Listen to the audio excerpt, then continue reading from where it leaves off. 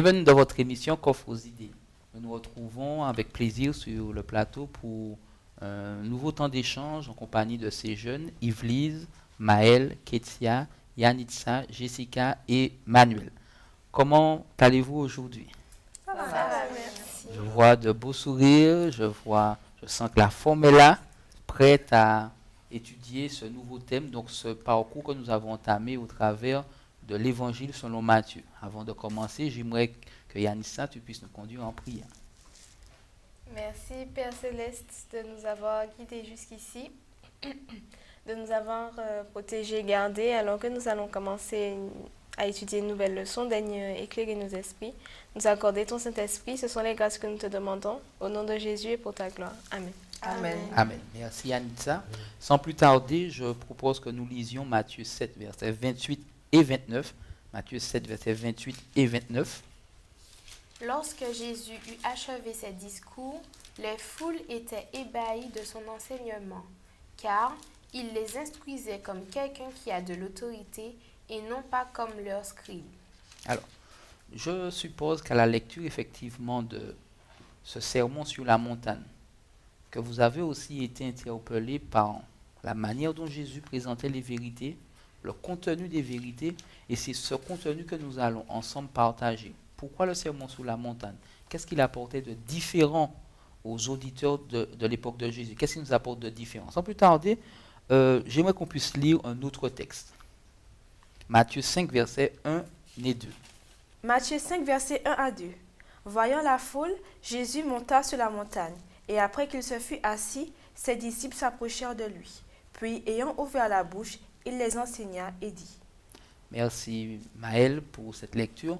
Ici, nous sommes effectivement, on retrouve face à une situation. Jésus, qui est accompagné de ses disciples, est toujours suivi par une foule. Et Jésus profite de cet instant pour pouvoir enseigner, comme il a l'habitude de le faire. En quoi ce sermon est-il important pour les disciples, les gens de l'époque de Jésus, mais aussi pour nous en tant que jeunes vivants aujourd'hui?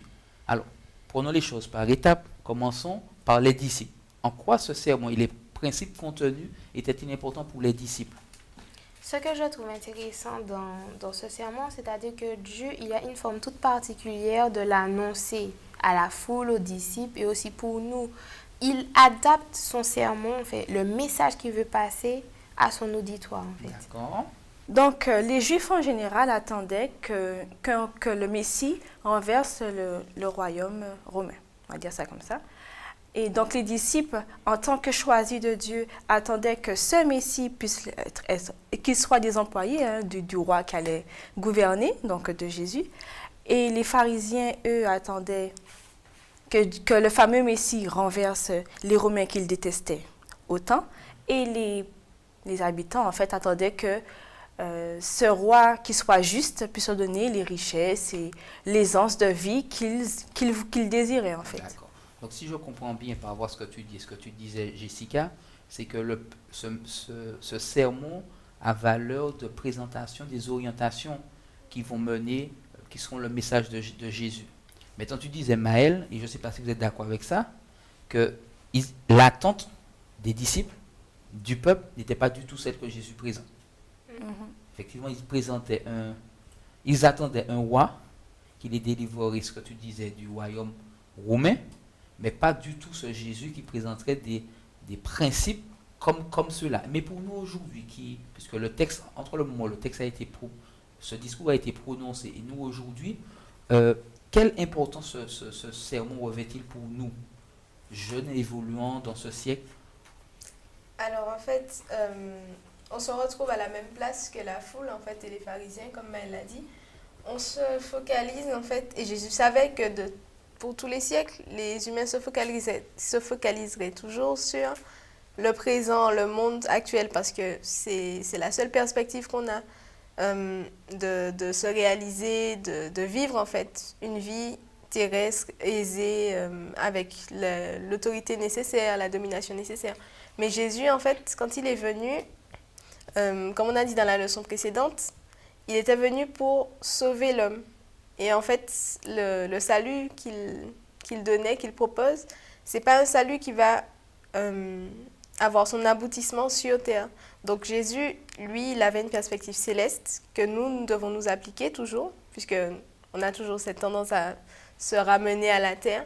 Mais Jésus, en fait, par ce sermon-là, il veut nous projeter, en passant par la terre, il veut nous projeter vers le ciel, en fait. D'accord.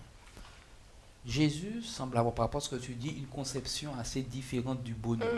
Tu parlais de l'aisance finalement que nous recherchons ici-bas, et Jésus semble avoir une conception toute différente du bonheur, contraire à celle que se faisaient les gens de son époque, mais peut-être nous aussi aujourd'hui. Alors, qu'entendez-vous par le bonheur et comment, quand vous la mettez en perspective avec ce que Jésus présente dans ce sermon, et notamment dans les béatitudes, quelle différence voyez-vous par rapport à ces deux manières d'envisager le bonheur? Le bonheur, c'est la plénitude. C'est le sentiment de plénitude totale. Et beaucoup ont essayé de définir le bonheur, soit par le yoga, soit par diverses autres manières ou divers rites. Jésus essaie d'expliquer, en fait, Jésus nous donne, en fait, l'élément essentiel au bonheur. Le bonheur dont il parle, c'est un bonheur, en fait, comme dirait les lettres de Paul, folie aux yeux des hommes. Parce que il nous dit de nous réjouir de ce qu'on se reconnaisse pauvre en esprit, de nous réjouir quand on nous persécute, de nous réjouir quand les choses ne vont pas. Donc, si c'est pour une personne sensée qui ne connaît pas l'évangile, il va dire, l'évangile, en fait, c'est pour des fous, c'est pour des cinglés. Alors que la perspective que Jésus essaie de nous donner, en fait, c'est d'aller au-delà, en fait, du moment présent. C'est de vivre le moment présent, mais tout en ayant conscience que dans l'avenir, nous avons un avenir glorieux qui nous attend. Donc, il nous dit qu'en dépit des choses qui ne vont pas, des choses qui ne vont pas, de préférence, de la vie, on peut, en fait, comment je pourrais dire ça? On peut relativiser et avoir de l'espérance. C'est un message d'espoir. D'accord. Je rejoins Manuel. Pour moi, le bonheur, c'est un sentiment de bien-être. Quand on se sent bien, on vit de la vie, on est heureux, joyeux. Et j'ai eu du mal à comprendre en quoi je serais heureux si je suis persécuté, si j'ai faim, si j'ai soif, si je suis malheureux. Voilà. En fait, je ne comprenais pas. Et à ce que j'ai pu comprendre cette leçon, le bonheur est tout autre que ce qui est sur terre, mais de bonheur éternel, celle de la vie éternelle. Et c'est notre relation avec Dieu, dans la misère, dans la faim, dans la soif, dans la persécution, nous permettra d'être heureux éternellement dans la vie éternelle. Okay. En fait, Dieu nous apprend à regarder plus loin. Nous, on voit maintenant, il faut que je travaille, il faut que j'ai ma maison, il faut maintenant. Mais Dieu, lui, dans la façon dont il présente les choses, il veut qu'on aille beaucoup plus loin. Car le royaume des cieux est à eux, car ils seront consolés. Il faut qu'on voit l'avenir, l'espérance que Dieu nous donne. Et ça, on le voit quand on passe du temps avec lui, dans la relation avec lui. On voit toutes les promesses qu'il a pour nous. Donc, il faut qu'on regarde plus loin que ce qu'on a actuellement. En fait, c'est vrai tout ça, qu'il faut voir plus loin, etc. Mais il faut aussi penser au fait que pour les Juifs, et même pour nous aujourd'hui, surtout pour le peuple juif, les rabbins, les pharisiens et les sadducéens, c'était des gens, certes, qui étaient aisés, mais ils associaient le fait qu'ils soient aisés au fait d'être bénis par Dieu. Et dans la tête de n'importe qui ici sur terre, tu es béni de Dieu, forcément, il va te prendre avec lui et il va te bénir encore plus quand tu seras au ciel. Et là, Jésus a complètement chamboulé l'esprit des gens parce que le bonheur, en fait, matériel, c'était l'objet d'une course, c'était plus une préoccupation pour atteindre un soi-disant bonheur, mais le bonheur de l'esprit, la paix de l'esprit, les gens ne l'avaient pas parce qu'ils se disaient « Comment est-ce que je peux être pauvre ici? Dieu ne m'aime pas ici, il va m'aimer au ciel. » Et Jésus leur a montré que non, si tu es pauvre ici, sois heureux parce que tu auras une autre tu auras une relation avec Dieu qui sera plus forte que ceux qui se focalisent seulement sur le matériel. Et forcément, tu seras heureux au ciel. Dieu, en fait, il essayait de montrer aux gens que c'est pas la bonne course que tu fais. Ton bonheur ne dépend pas de ce que tu as, ton bonheur dépend de la façon dont tu es avec moi, de la façon dont tu me vois. La question qui me vient à l'esprit et celle je pense qu'on devrait chacun se poser, comment je me positionne par rapport à la recherche du bonheur? Est-ce que sur cette démarche que Dieu me propose d'attachement à Dieu, d'attachement à mon Créateur, me laissant guider par lui, me laissant façonner par lui, ou est-ce que je suis dans une recherche effrénée de biens matériels? Et notre société aujourd'hui de consommation nous présente un bonheur issu de ce qu'on possède. Comment aujourd'hui, en tant que jeune, je me positionne? Donc, nous voyons que Jésus, effectivement, apporte un élément différent par rapport à la conception du bonheur. Jésus apporte aussi un élément différent par rapport à la loi de Dieu. En quoi l'enseignement de Jésus sur la loi et celle des pharisiens et des scribes était-elle différente? Quelle différence, donc, en d'autres termes, quelle différence Jésus faisait ressortir au travers de ce discours dans la manière dont lui il envisageait le respect de la loi et de la manière dont les pharisiens, sadducéens et les responsables religieux enseignaient l'observation de la loi? En fait, il faut dire que les pharisiens, les scribes en fait, et les sadducéens, c'était des spécialistes de la loi. Et en fait, c'est comme si c'était pour vous dire qu'il y avait les trois grandes écoles en fait, de théologie. Et pour eux, c'était les responsables spirituels. Hormis les prêtres, ou le grand prêtre, ou le sacrificateur, ces personnes-là, c'était les personnes les plus aptes à communiquer, à expliquer la loi de Dieu aux Juifs. Le souci, c'est que, en fait, le pharisianisme ou les sadducéens et toutes ces parties-là, elles se sont faites, comme on dit, sur une bonne idée. C'est-à-dire qu'on essaie de faire respecter la loi de Dieu, de transmettre. Si ils le sauront, donc ils ne pécheront pas. Mais le souci, c'est qu'ils ont voulu aller plus loin. Et en fait, ils essaient d'être le plus strict possible selon la loi. Et si on voit bien, on essaie d'expliquer bien l'adventisme d'aujourd'hui par rapport aux pharisiens, on est vraiment loin. Parce qu'ils étaient à la lettre même. Mais pour eux, c'était leur justice. C'était leur justice pour dire, eh bien voilà, je suis digne d'être enfant de Dieu parce que je fais la loi. Mais leur souci, c'était qu'ils vivaient dans le paraître. Donc, ils faisaient le chrétien, mais ils n'étaient pas chrétiens. Yves-Lise? Pour rejoindre ce que Manuel dit, je pense que Jésus, dans le sermon sur la montagne, a voulu mettre en lumière l'amour que les pharisiens avaient oublié de mettre quand ils parlaient de la loi.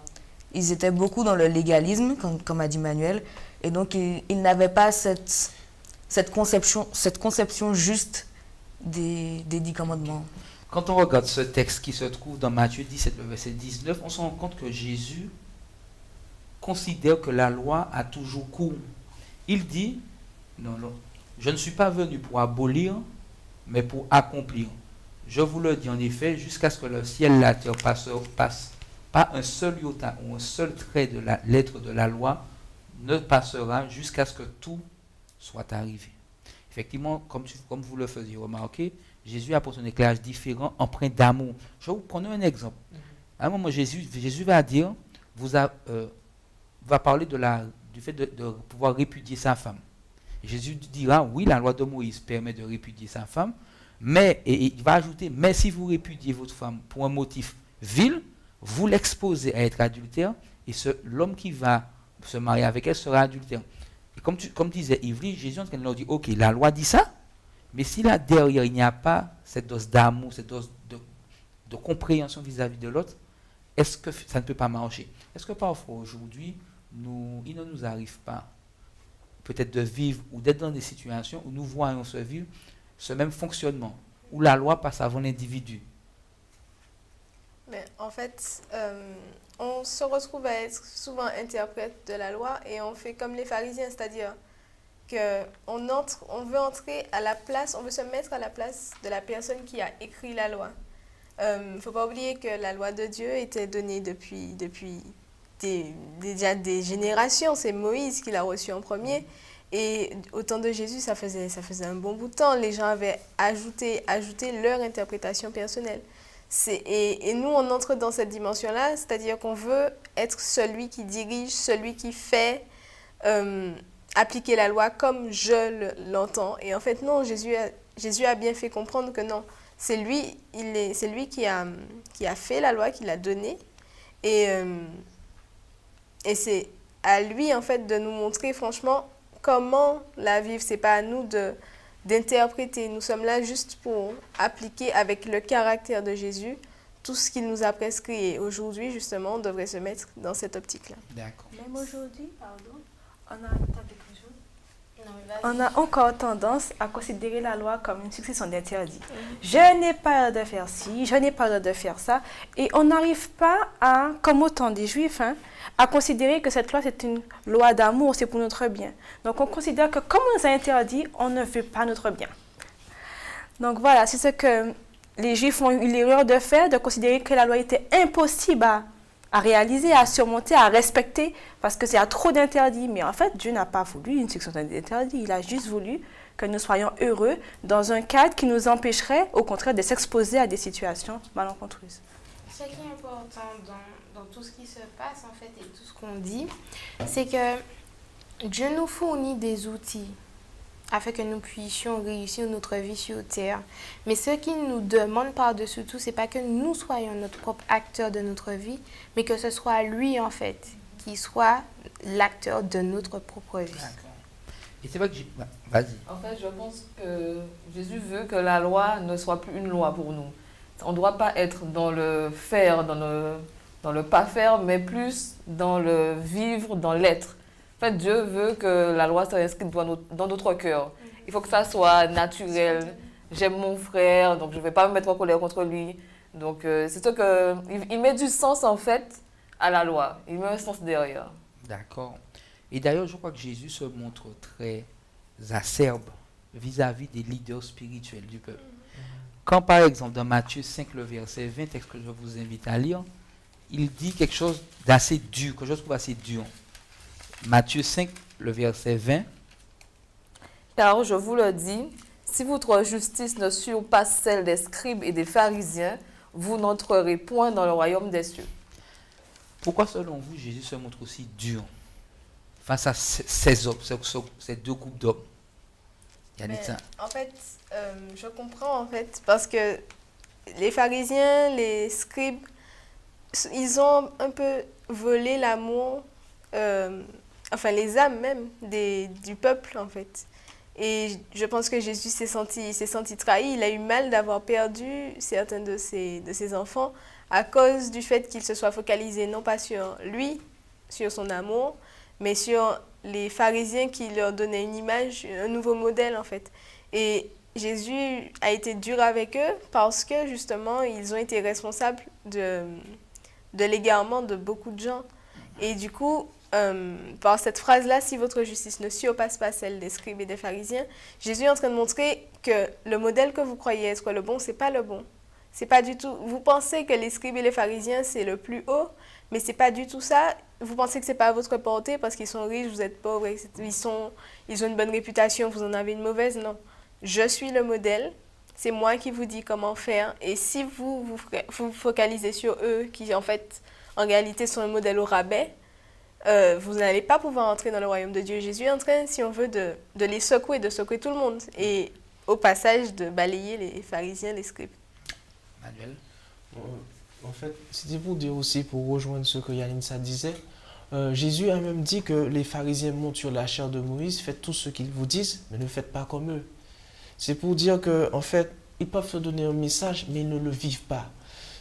Jésus est en train d'appeler, en fait, chacun des gens de la foule, et comme nous aujourd'hui, à ne pas simplement prêcher la parole, à ne pas simplement écouter la parole, mais il faut vivre ce qu'on prêche. C'est quand même grave parce que les scribes et les pharisiens, c'était eux qui étaient censés diriger le peuple, c'était censé être les modèles, les gens d'apprendre au peuple la loi. Donc je trouve quand même grave d'arriver à ce point-là et je me dis aujourd'hui, comment j'influence ceux qui m'entourent? Si j'ai des responsabilités à l'église, comment j'influence tous ceux qui sont autour de moi? Donc ça pousse quand même à se remettre en question.